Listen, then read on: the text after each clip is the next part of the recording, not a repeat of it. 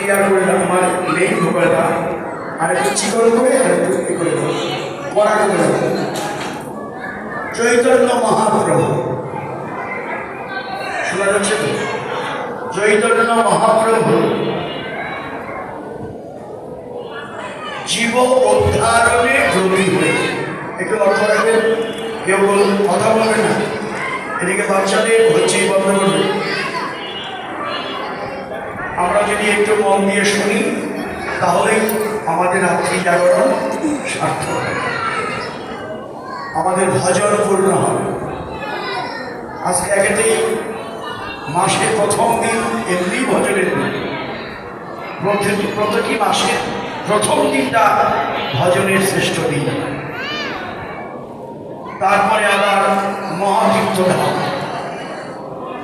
ঐতিহ্য ভাটারা কালীমাতার মন্দির প্রাঙ্গণ, মায়ের বিচরণ। এখানে এখানে মা আছেন, বাবা আছেন, তাদের চরণ তলে আপনারা বসে আছেন। সন্তান যদি মা বাবার চরণে পড়ে থাকে, একবার না একবার মায়ের কৃপা সন্তানের উপর হবে।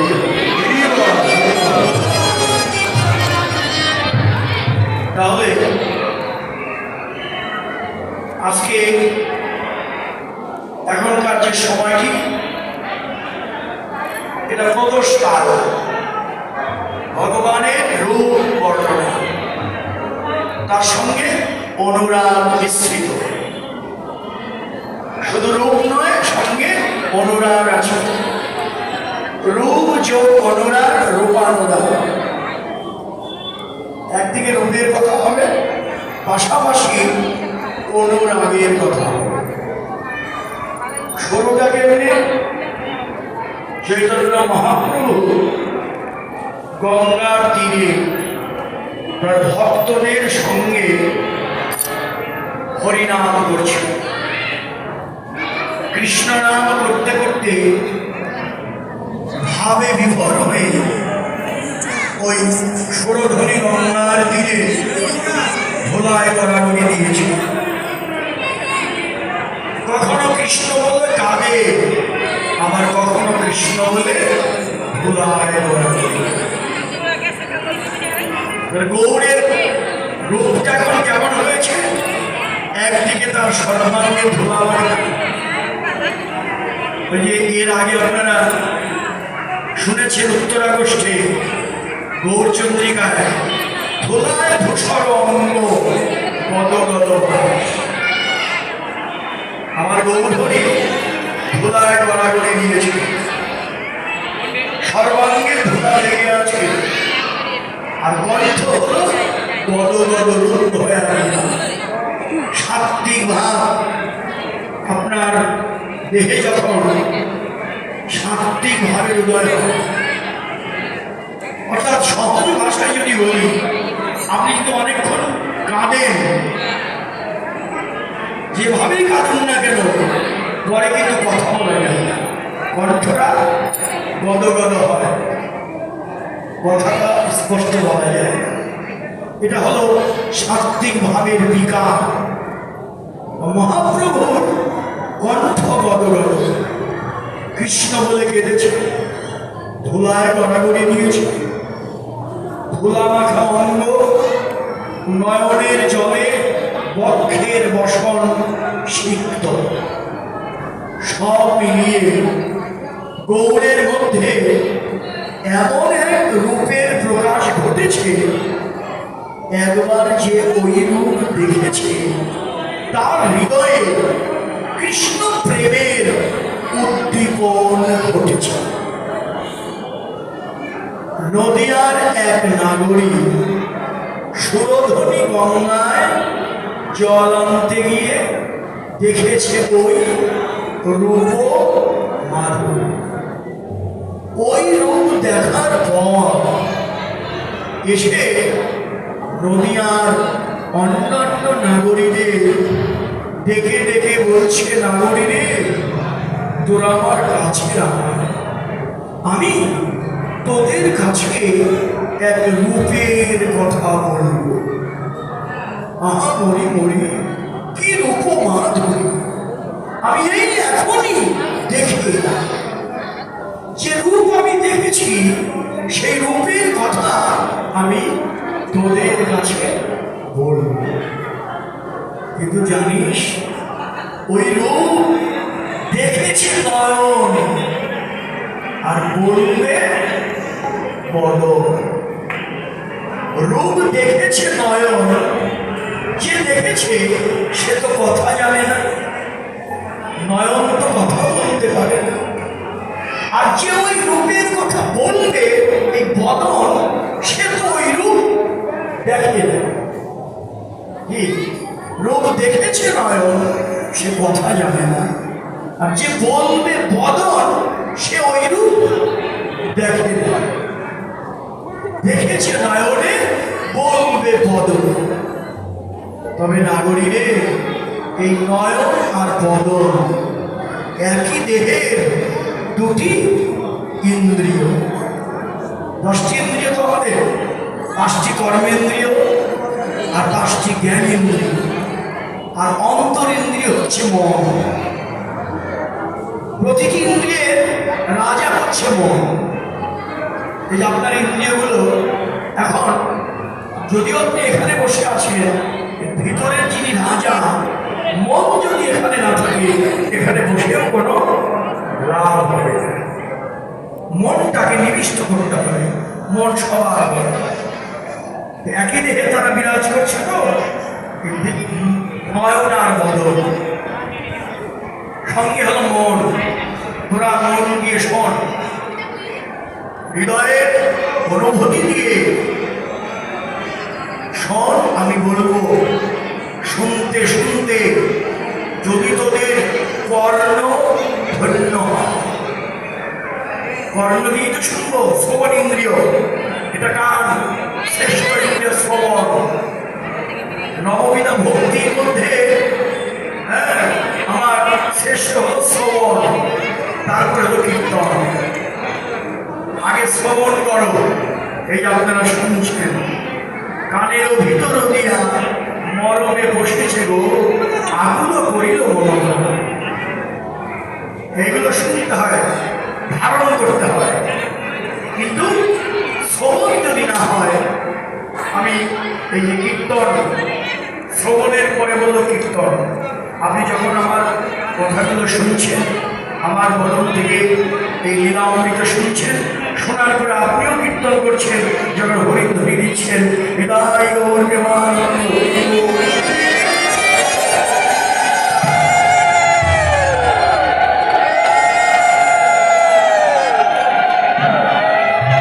আপনিও কীর্তন করছেন, মাঝে মধ্যে আপনারা হরিধ্বনি দেন, হরিধ্বনি দেন, এটাও কীর্তন, এটাও আপনারাও কীর্তন করছেন।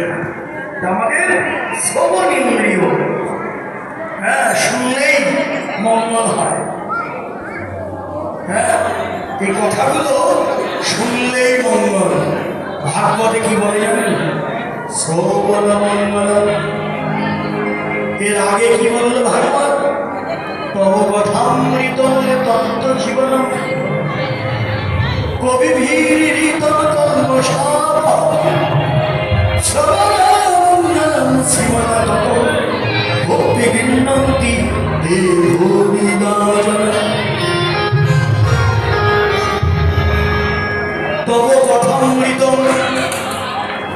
ভগবান তোমার কথা অমৃত স্বরূপ। এই অমৃতময় তোমার কথা শুনলে তাপিত প্রাণ শীতল হয়ে যায়। তব কথামৃত ভক্ত জীবন কবি ভীরিতম কর্মশাপহ। তোমার অমিয় নাম গুণ কীর্তন শ্রবণ করলে ভিতরে সমস্ত কলুষতা দূর হয়ে যায়, অপবিত্র দেহ পবিত্র হয়ে যায়। আর কি বললেন?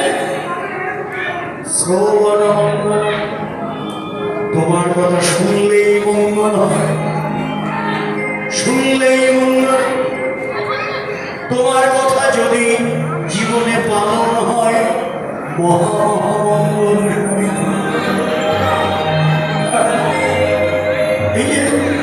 আপনারা শুনছেন, যাই শুনুন, এর একটি কথা যদি আমার জীবনে আমরা আচরণ করতে পারি, এ জন্ম সার্থক হয়ে যাবে, দুর্লভ জন্ম আমাদের ধন্য হয়ে যাবে।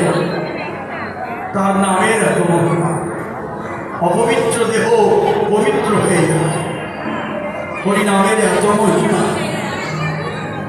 হ্যাঁ, কত পাপী দাবি উদ্ধারিত এই হরিনামের।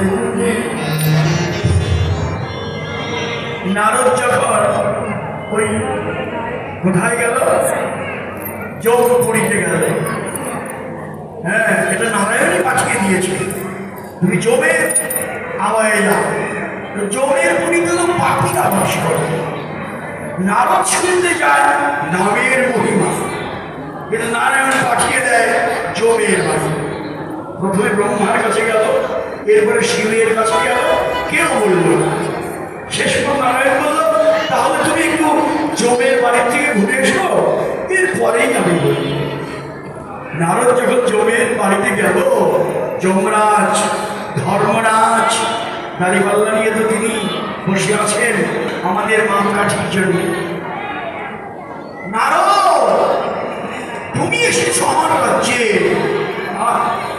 আমার ভাগ্য, সব পাপীরা আমার রাজ্যে আসে, তুমি কেন এলে?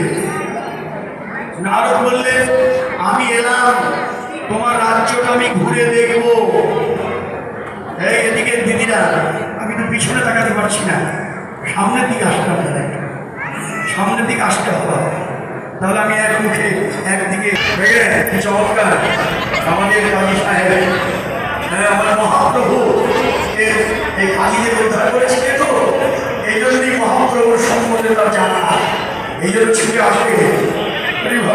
আশীর্বাদ আমার গৌরহরি কৃপা, যে গৌরহরি চাঁদ কাজী মলয় কাজীকে উদ্ধার করেছিলেন, আমার এই কাজী সাহেব তার জীবনের সমস্ত পাপ দূর করে মহাপ্রভু লাগে সঠিক পথে।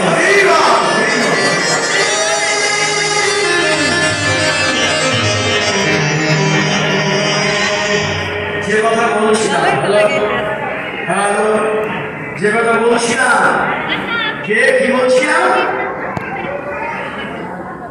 ওই যে যৌনপুরীতে গিয়েছে। এখন নারদ বললেন, আমি তোমার রাজ্য ঘুরে দেখবো। আর যমরাজ বললেন, বেশ চলো ঘুরো। নারদ যখন যৌনপুরীতে ঢুকল, ঢোকার পরেই তো নারদের কাছ কি একটা বীণা আছে, ওই বীণার সুর আর বদলে হরিবোল হরিবোল, তার মধু মাখা নাম। ওই নাম যখন বলছে নারায়ণ নারায়ণ, হ্যাঁ, এই যে যখনই নাম উচ্চারণ করলে ভগবানের নাম নারদের বদনে যখন উচ্চারিত হলো, নারদের বদনের নাম শোনা মাত্র যমপুরীতে যত পাপীরা ছিল তারা হরিবল হরিবল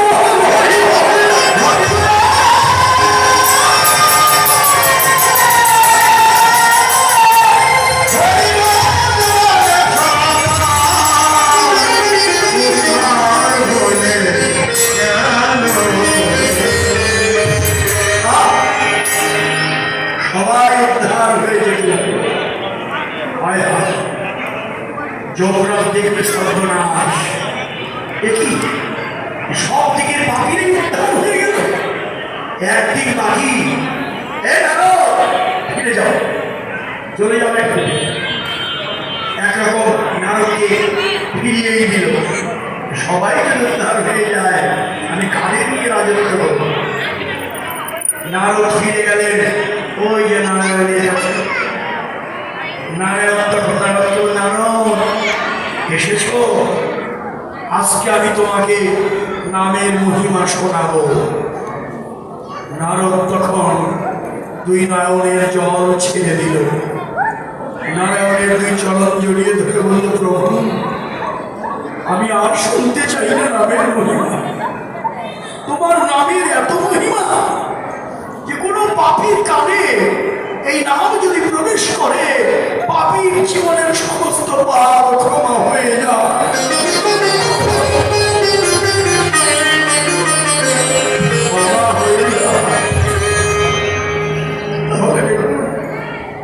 এই যে আমরা শুনছি তার মধুর অমীয় নাম, এই নাম যদি একবার কেউ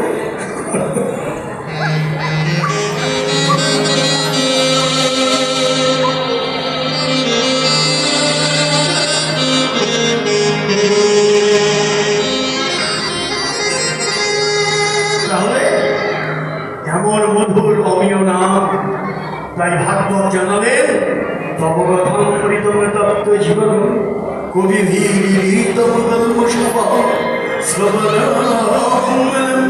শ্রীমদতম ভক্তি গৃহ্ণন্তি তে ভূমিদা। শুনলেই মঙ্গল। আচ্ছা, ভাগবত এই কথা বললেন, চৈতন্য চরিতামৃত কি বললেন? আমাদের এই গ্রন্থগুলো আলোকে কথা বলতে হবে, অন্য কোনো কথা বললে লাভ হবে না। চৈতন্য চরিতামৃত, চৈতন্য ভাগবত, ভাগবত, শ্রীমদ ভগবত গীতা, এগুলোর আলোকে কথা বলতে হবে। অন্য কোনো কথা শুনলে লাভ নেই, কিন্তু এই কথা শুনলে মঙ্গল হবে। চৈতন্য চরিতামৃত কি বললেন?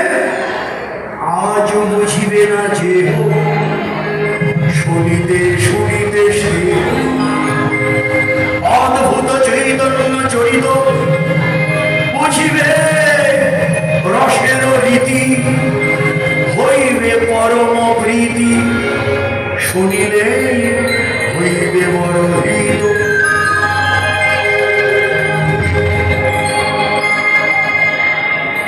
বুঝি বা না বুঝি, শুনলেই মঙ্গল। এটা চৈতন্য চরিতামৃতে শ্রীল কৃষ্ণদাস কবিরাজ গোস্বামীর বাণী।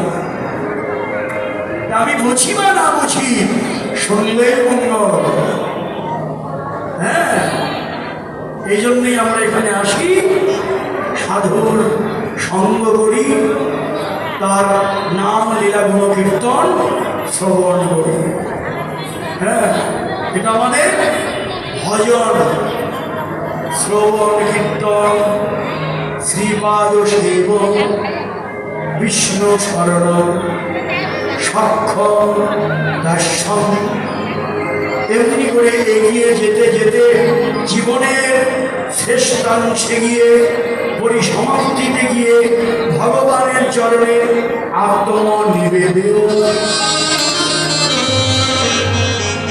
আমার যদি আত্মনিবেদন হয়, আমার আত্মদান হয়, নিজেকে দান করতে পারি, তার চরণে সঁপে দিতে পারি, তবেই হবে আমাদের জীবনে সার্থকতা। গৌরের রূপ দেখো, সে রূপটা এমনই রূপ, কি দিয়ে বলবো?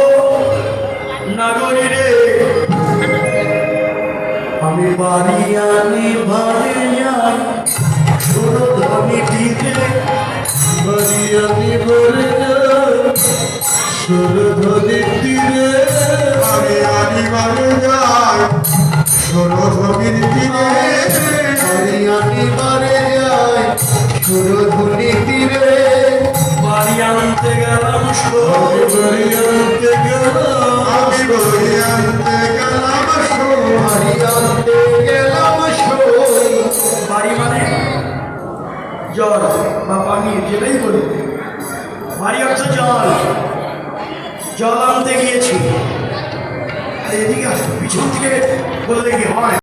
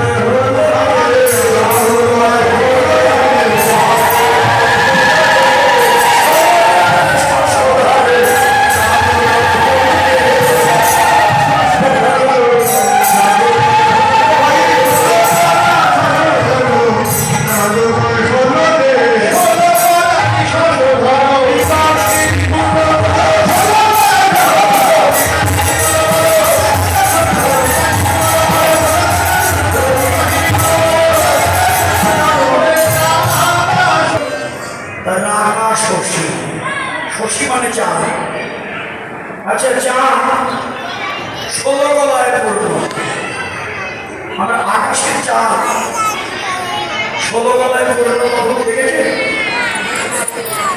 কি বলে?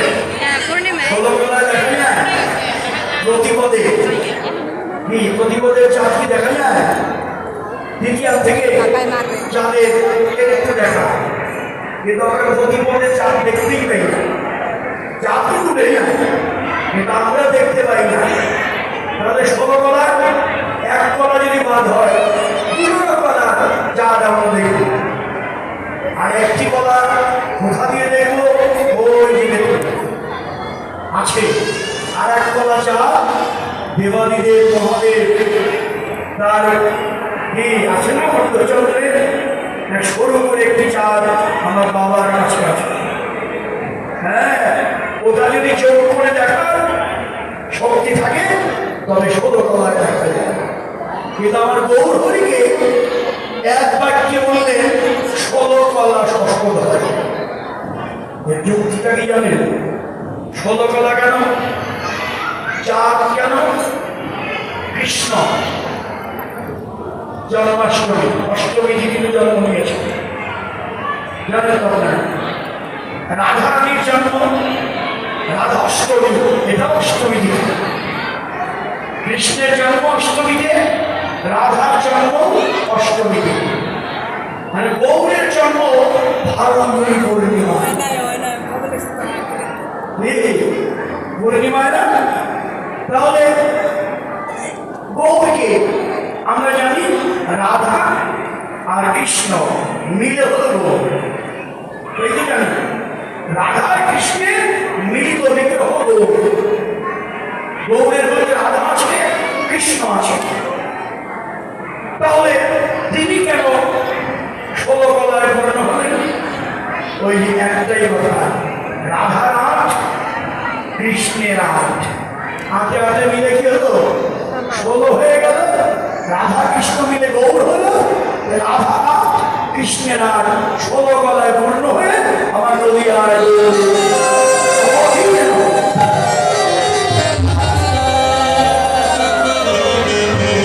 তাই যখনই আমি বললাম চাঁদোদয় হলো রে, চাঁদোদয় হলো রে, ষোলো গলা স্পর্শ করো, এই কথা বলাতে আপনারা অনুধ্বনিটা দিলেন।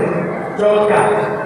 এইভাবে পদের অর্থ বুঝে যদি অনুধ্বনি দেন, হরিধ্বনি দেন, তখন আমাদের আনন্দ হয়। বাহ, কীর্তনটা আপনি ভালো করে বুঝতে পারছেন। ষোলো গলা পূর্ণ হয়ে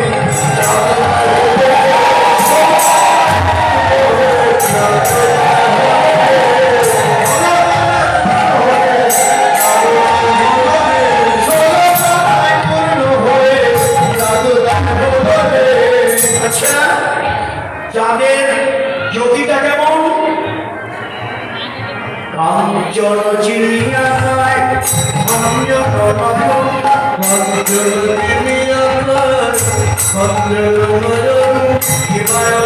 শোভারে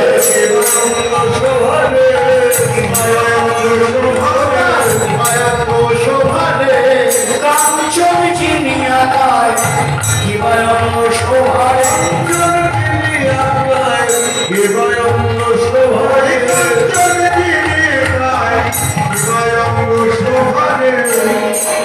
কাঞ্চন অর্থ কি? কাঞ্চন মানে কি? সোনা। কাঞ্চন অর্থ সোনা। জিনিয়া, জিনিয়া মানে জয় করেছে। আর কায় মানে দেহ। কার দেহ? আমার গৌরের দেহখানি স্বর্ণের জ্যোতিকেও জয় করেছে। এই পদগুলো বললে বোঝা কঠিন হবে, একটু ব্যাখ্যা করলে সহজ হবে। কাঞ্চন জিনিয়া গায়, অর্থাৎ গৌরের দেহখানি স্বর্ণের জ্যোতিকে জয় করেছে। কাঞ্চন জিনিয়া গায়, এটা তো আমি চোখে দেখবো না। এই আর একটা চোখ আছে নাকি, জ্ঞান নয়ন, ওটা দিয়ে গৌরের রূপ দেখতে হবে। গৌরের রূপ দেখতে হলে অনুষ্ঠান দিয়ে দেখা যাবে। তাকে দেখতে হলে জ্ঞান নয়নে দেখা, গুরু কৃপা নিয়ে সাধনা করে ওই নয়ন যারা পাবে তারাই দেখবে। হ্যাঁ, কাঞ্চন জিনিয়া গায় খঞ্জন নয়ন। আবার নয়ন দুটি খঞ্জন পাখির চোখ। আকাশে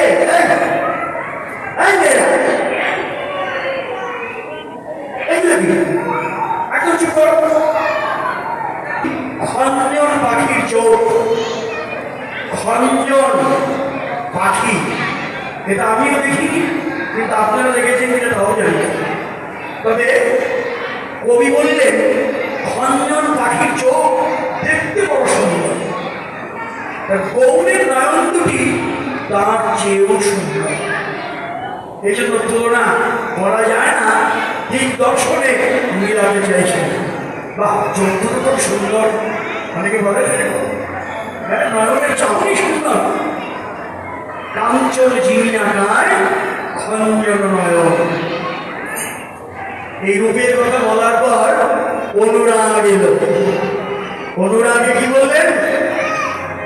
এমন রূপ দেখে আমি ভাবলাম, ওরে মাজানি সজনী কোন রমণী রঞ্জন, ওরে মাজানি সজনী কোন রমণী রঞ্জন, কারে মন ধরলো, কারে মন ধরলো, কারে মন ধরলো, কারে মন ধরলো, সে যে সখী ধনী কেন, কারে মন ধরলো, সে যে সখী ধনী কেন, কারে মন ধরলো, সে সখী ধনী কেন, কারে মন ধরলো, সে যে সখী ধনী কেন, যে বুকে রাখে আমার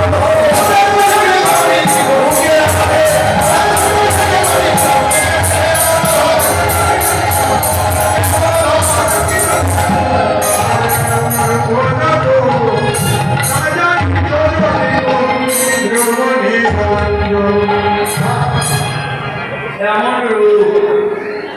এমন রূপ যা হৃদয় মাঝে অঙ্কিত আছে, সে না জানি কত ধনী।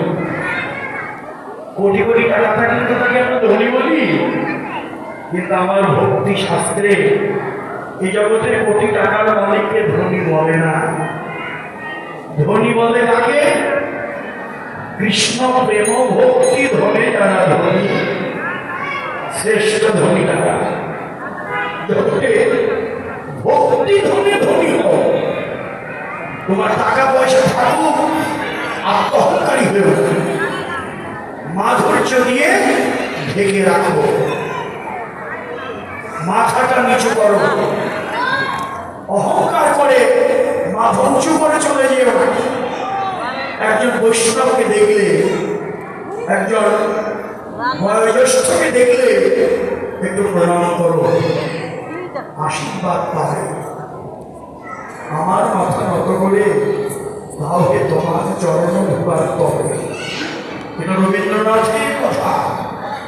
এ কথাটা বিশ্ব বরেণ্য যারা তাদের কথা, যারা অনেক উন্নত হয়েছে, উন্নত হওয়ার পরেও তারা নিবেদন করেছে যে আমার মাথা নত করে দাও, তোমার চরণ ধোবার। ধনী হলো তারা যাদের মাথা নত থাকে। মাথাটা নত করো, এই জগতে যারা মাথা নত করে আছে, ভগবানের কৃপার বাড়ি তার মাথাতেই পড়বে, এছাড়া অহংকারীর মাথায় তা পড়বে না। হে বৈষ্ণব, আমিও চাই আমার মাথা নত হোক, ভগবানের চরণে হোক বা না হোক, ভক্তের চরণে মাথা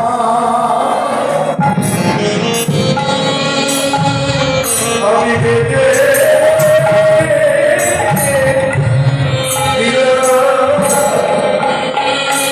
ভক্তের চরণে